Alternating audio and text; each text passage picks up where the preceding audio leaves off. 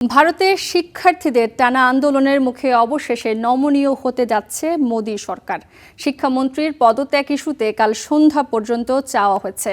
কেন্দ্রীয় মন্ত্রী জেপি নাড্ডার সাথে বৈঠকের পরে তথ্য জানান ককরোচ জনতা পার্টির প্রতিনিধিরা।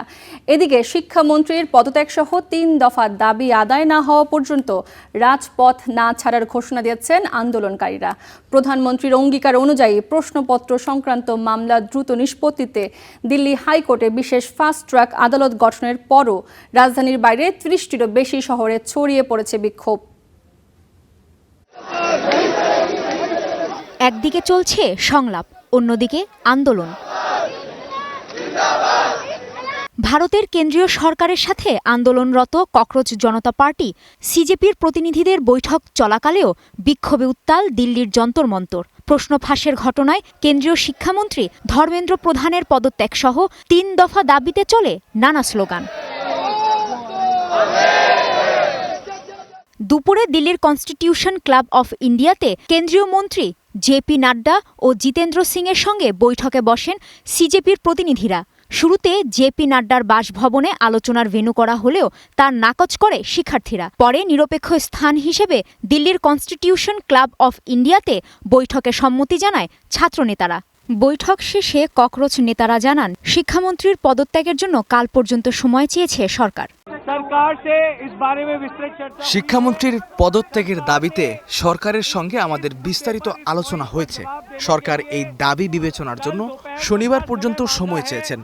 আমাদের আন্দোলন এখন সারা দেশে ছড়িয়ে পড়েছে এবং এটি আরও তীব্র হবে। শিক্ষামন্ত্রী ধর্মেন্দ্র প্রধান দ্রুত পদত্যাগ না করলে এই আন্দোলন আরও বিস্তৃত ও শক্তিশালী রূপ নেবে। সিজেপির 3টি প্রধান দাবি ও পরীক্ষা ব্যবস্থা নিয়ে 5টি সংস্কার প্রস্তাব রয়েছে। আগামীকাল বিকেলে আমরা আবার বৈঠকে বসব। সরকারের আলোচনার সিদ্ধান্ত তাদের জানিয়ে দেব। এদিকে শুক্রবার সকালে পঞ্চম দিনের মতো ভারতের পার্লামেন্টে বর্ষাকালীন অধিবেশন শুরু হয়। প্রশ্ন ফাঁসের ইস্যুতে পূর্ণাঙ্গ পার্লামেন্টের চলমান অধিবেশনেই আলোচনার দাবি জানান বিরোধী দলের নেতারা। এ নিয়ে আজও বাধে হট্টগোল। ফলে পঞ্চম দিনের মতো আজও একাধিকবার স্থগিত হয় অধিবেশন। পরে লোকসভার বিরোধী দলের নেতা রাহুল গান্ধী জানান, সংসদে ছাত্র আন্দোলনের কথা তুললেই মাইক বন্ধ করে দেয়া হয়। শিক্ষার্থীদের 3 দাবি পূর্ণ না হওয়া পর্যন্ত আর কোনো বিষয় আলোচনা হবে না বলেও হুঁশিয়ারি দেন Rahul. That Prime Minister should apologize to the students. These are the 3 conditions. We are not going to have any conversation.